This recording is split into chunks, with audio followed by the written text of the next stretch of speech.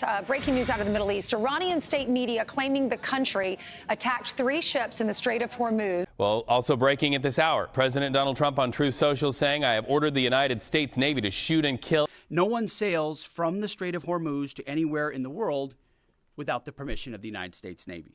What happens when Iran's fast attack doctrine collides with a U.S. carrier strike group inside the Strait of Hormuz? Dawn, 5:12 local time, and we're about to find out. 32 fast attack boats are surging out of the haze from the Iranian coast toward a U.S. Navy carrier formation. The answer will not look like a duel. It will look like a calculated demonstration of what modern naval warfare really is. The Strait of Hormuz is not open ocean. That's the first thing you need to feel. At its narrowest, this choke point is only about 21 nautical miles across, with shipping lanes even tighter. Tankers crawl through it. Commercial dhows drift across it. Patrol craft, tugs, fishing traffic, heat shimmer, radar clutter, oil infrastructure, rocky coastlines, and 1,000 ways to hide intent in plain sight. Nearly a fifth of the world's seaborne oil trade depends on this stretch of water staying open. So when a U.S. carrier strike group enters the area, it is not just moving steel. It is moving global leverage. Imagine you're standing on that flight deck. The air already tastes like fuel and salt. Beneath your boots is a Nimitz-class carrier carrying more than 5,000 sailors and aviators, escorted by 2 Arleigh Burke-class destroyers and a Ticonderoga-era command architecture now fused into a dense, layered combat network. Overhead, an E-2D Hawkeye is orbiting like a watchful eye. Farther out, AP-8A Poseidon is sweeping sea lanes. An MQ-4C Triton has been feeding persistent maritime surveillance into the picture for hours. Every screen glows. Every headset matters. Every blip could be nothing, or everything. Regional tensions are already at a boil. Shipping harassment, proxy attacks, sanctions pressure, air defense drills, cyber probing, militia rhetoric, naval signaling. Real frictions, real hardware, real people. In Bahrain, the U.S. Fifth Fleet headquarters is watching. In Qatar, Al Udeid's command networks are awake. In the UAE, Al Dhafra surveillance and strike architecture remains one call away. Nobody wants a war in this waterway, but everybody has prepared for one. Now shift to the Iranian side of the shoreline. Bandar Abbas is just beginning to glow with first light. In coves, pens, and hidden launch points, Islamic Revolutionary Guard Corps Navy commanders believe they have found the pressure point. Not a decisive naval victory. Not a sinking they can guarantee. Something more political than that. A spectacle. A forced retreat. A humiliation captured on every satellite feed and every phone camera. 32 fast attack boats, some armed with rockets, some with anti-ship missiles, some carrying heavy machine guns, some acting as decoys and spotters, all moving fast enough to compress decision time and exploit the narrow geography. Their strategic logic is brutally simple. Swarm the carrier's screen. Force hesitation under restrictive rules of engagement. Hide among civilian traffic. Use speed, numbers, and confusion to get inside the defensive envelope. And if even one boat scores a mobility kill, even one missile gets a sensor mast, even one fire starts on a crowded deck, the global headline writes itself. Oil prices spike. Insurance rates explode. Tehran claims it can close the Gulf whenever it chooses. That is the bet. And from their perspective, it doesn't look irrational. Fast attack craft are cheap. A carrier strike group is not. A single Iranian Paycap or Zulfikar-type boat can be built, armed, and risked in ways a supercarrier never can.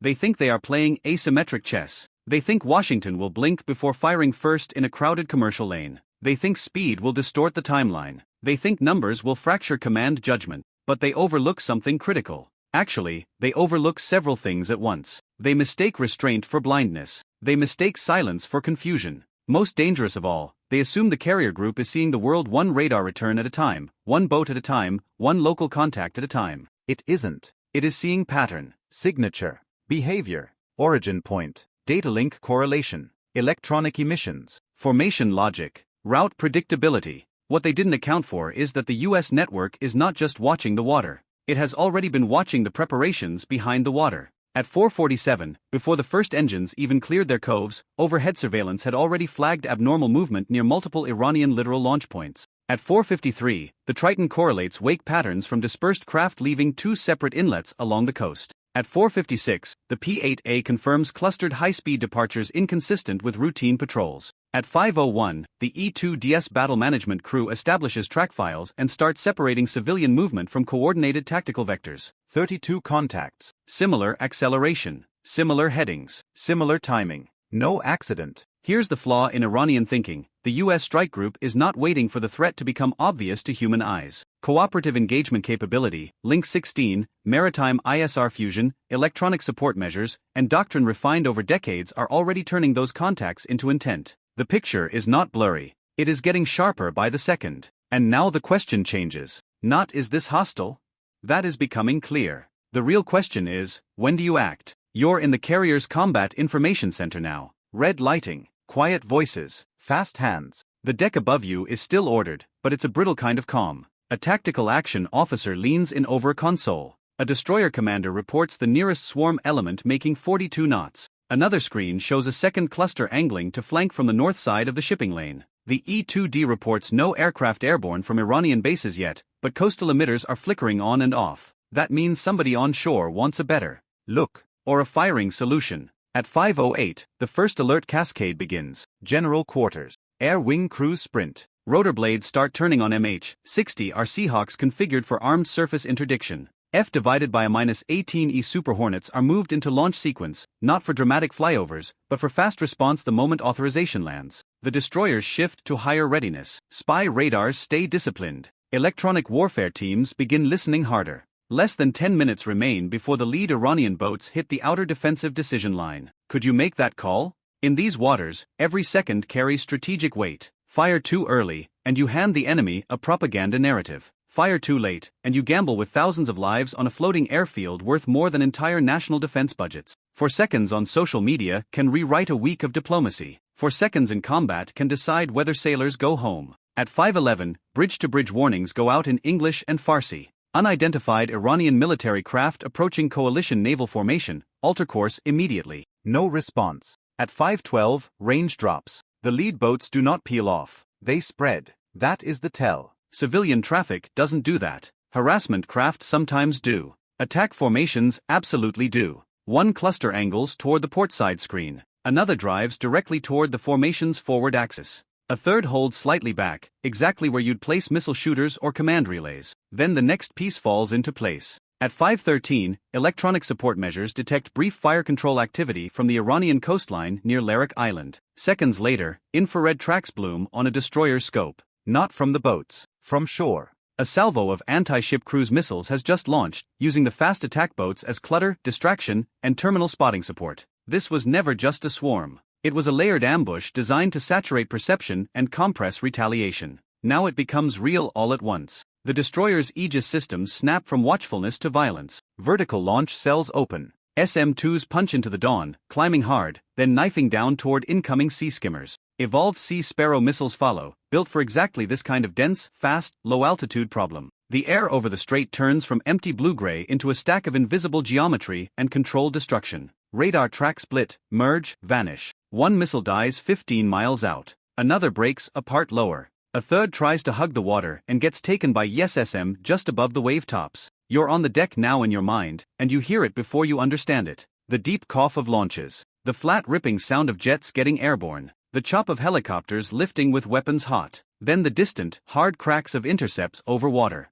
Not thunder. Sharper than that. Mechanical. Final. The Iranian boats keep coming anyway. That's the doctrine. Close the distance. Force the escort screen to divide attention between air threats and surface threats. The lead elements are now inside 10 nautical miles. The fastest craft are bouncing violently, hulls slamming the chop, rooster tails rising behind them. Some are carrying rocket pods. Some appear to have anti-ship missile canisters. Others are likely command and control nodes coordinating the run. They believed the missile salvo from shore would pin the destroyer's attention upward. They believed the swarm would survive long enough to reach launch range. A fatal miscalculation. The first outer layer kills on the boats come from the air. 2 MH-60RS, cued by the fused maritime track picture, streak low over the water and ripple hellfires into the lead attackers. One boat disappears in a white-orange flash. Another slews sideways, flips, and vanishes behind its own spray. A third keeps charging with fire pouring from the stern until a second missile tears it open. Behind them, carrier-launched helicopters armed with crew-served weapons rake smaller craft trying to break formation and dart between merchant traffic.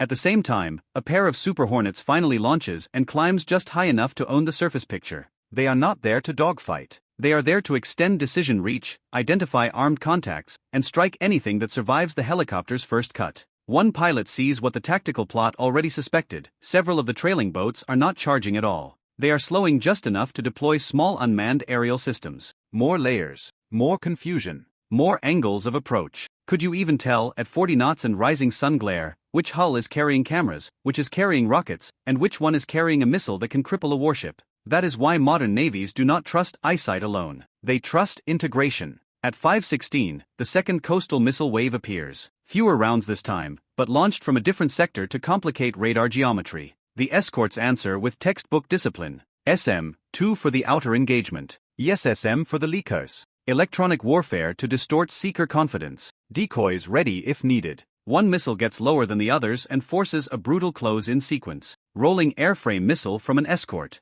Mississippi. Phalanx CWS spins up, 6 barrels roaring, tungsten pouring into the air at thousands of rounds per minute. The sea skimmer disintegrates less than a mile from the formation, debris skipping across the water like shrapnel on glass. Now the surface fight collapses inward. Range, 6 nautical miles. Then 5. Then 4. Destroyer-mounted Mk-45 5-inch guns join in, not with cinematic broadsides, but with calculated, radar-directed precision. Each shot is a decision. Each splash walks closer. Each hit punches a boat into spray, flame, and fragments. Mk-38 25mm guns pick up nearer contacts. .50 caliber machine guns on security stations. Hammer at anything trying to dart through the screen. An armed Seahawk chases one Iranian craft so close to the water that rotor wash kicks mist over its windshield before a final burst shreds the engine block. From the Iranian side, the view must be nightmarish. They thought they were closing on a single target. Instead, they have entered overlapping kill zones controlled by ships, aircraft, helicopters, sensors, and weapons that are all sharing the same picture in near real time. This is not a fair fight. Not because the Americans are invulnerable. They are not. One lucky hit can still kill sailors. One mistake can still burn steel.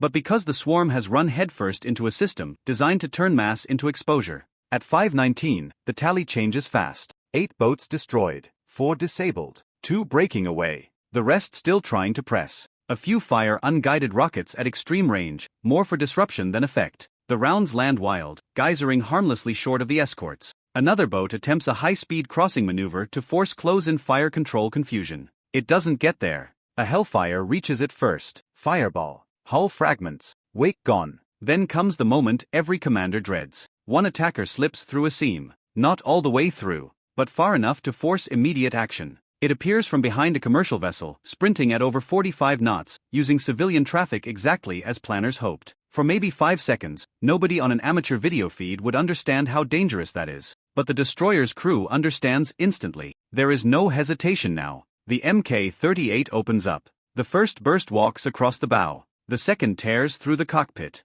The third detonates whatever is packed amidships. The blast lifts the hull clear out of the water. 5 seconds. That's all. By 5:22, the water ahead of the carrier strike group is littered with burning wreckage, drifting debris, and damaged craft. But the battle is not over, because the ambush architecture still exists on shore. Boats were the visible edge. The real danger remains the coastal missile cells, drone control teams, radar nodes, and command vans that launched this attack and can do it again in another 10 minutes if left untouched. That is when counterattack authorization finally arrives. Not emotional, not theatrical, controlled. Lawful within the scenario's hostile act framework. Immediate suppression of continuing threats. Neutralization of maritime strike capacity. The order is not to punish. It is to remove the enemy's ability to repeat the attack before the strait becomes a rolling missile alley. And when that order hits the network, the scale difference becomes staggering. While Iran committed 32 fast attack boats and a limited missile salvo, the United States can now bring an entire joint architecture to bear. Super Hornets armed with precision-guided munitions. EA-18G Growlers to blind and jam coastal emitters. Tomahawk land attack missiles from destroyers and a submerged attack submarine. F-35s from regional bases ready to punch through defended sectors if needed. ISR aircraft maintaining persistent target updates so nobody wastes a weapon on an empty patch of sand. For every one platform Iran risked, multiple US platforms are already in motion. This is where the chess match ends and the precision begins. At 5:26, Growlers start the electronic opening move, flooding selected bands, degrading coastal sensors, and severing the confidence of Iranian targeting network. Seconds later, Tomahawks launch from over the horizon, low and fast, aimed not at cities, not at symbolic structures, but at the architecture of the ambush itself. Boat pens near Bandar Abbas. Missile storage revetments near the coast. Mobile launcher hide sites on Larak and Keshem. Drone support sheds. coastal radar dishes, communications nodes feeding the attack. Then naval aviation arrives on top of it. Super Hornets race inland just far enough to hit and turn, each run measured in seconds, each release designed to erase a specific capability. One pair craters the fast attack boat staging area. Another pair collapses a munitions bunker after ISR confirms secondary explosions.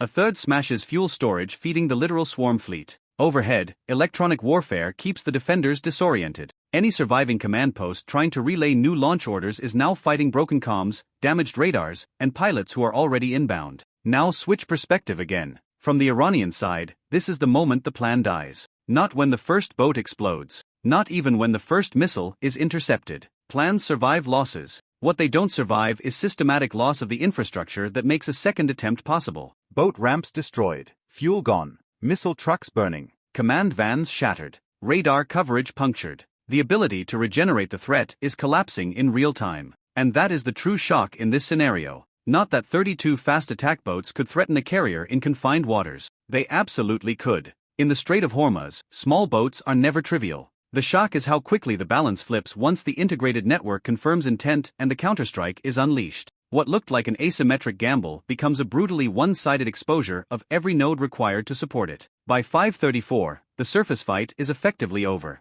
Scattered survivors are retreating toward the Iranian coast under smoke and confusion. U.S. helicopters shadow without overcommitting. The escorts maintain defensive posture because a cornered enemy can still get lucky. More Tomahawks arrive. Another coastal launch site erupts. Secondary blasts roll upward, dark and heavy. ISR confirms at least one anti-ship missile battery has been destroyed before it can reload. By 5:41, the operation has shifted from survival to containment. Fires are controlled on damaged Iranian craft. merchant traffic is being warned clear of debris fields. The carrier strike group remains intact, maneuvering just enough to keep geometry favorable while preserving the shipping lane. Medical teams aboard the escorts treat concussion injuries and minor fragmentation wounds from one near intercept. Heart rates come down slowly. Adrenaline does not. Final tally in this fictional scenario: 32 fast attack boats committed, 19 destroyed outright, 7 disabled and abandoned, 6 retreating in disorder, 2 coastal cruise missile salvos launched, all inbound missiles intercepted before impact,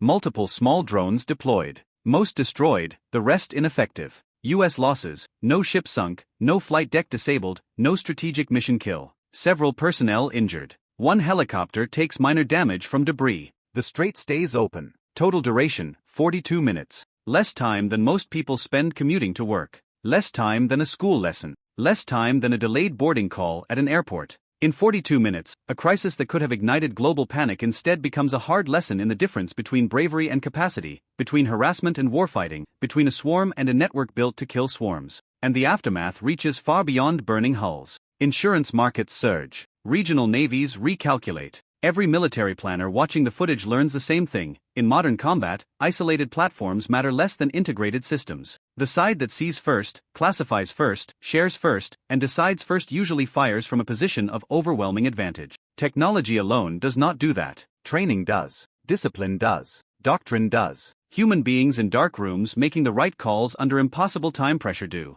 So what is the real lesson here? That carriers are not obsolete trophies waiting to be swarmed. And small boats are not harmless theater either. The lesson is that chokepoint warfare punishes complacency on both sides. A fast attack boat can be deadly. A sea-skimming missile can still terrify the best crews on Earth. But when layered defense, battle management, air power, and rapid authorization all function together, a dramatic ambush can collapse into a failed demonstration almost before the world understands it started. That is the future of naval conflict. Not giant fleets lining up on the horizon. Not romantic duels. Sensor fusion. Electronic warfare. Compressed timelines. Literal traps. Precision response. One side trying to create just enough chaos to land a symbolic hit. The other trying to prevent the first hit and then erase the launch chain before a second one can happen. And if you're wondering whether this kind of fictional scenario feels plausible, that's exactly why it matters. Because the hardware is real. The geography is real. The doctrines are real. The people who would have to make these choices are real. Only the exact morning, the exact trigger, and the exact outcome remain hypothetical. Which decision was most critical in those 42 minutes? The early detection, the restraint before opening fire, or the immediate strike on the coastal launch network? Debate below. Hit subscribe for in-depth military breakdowns.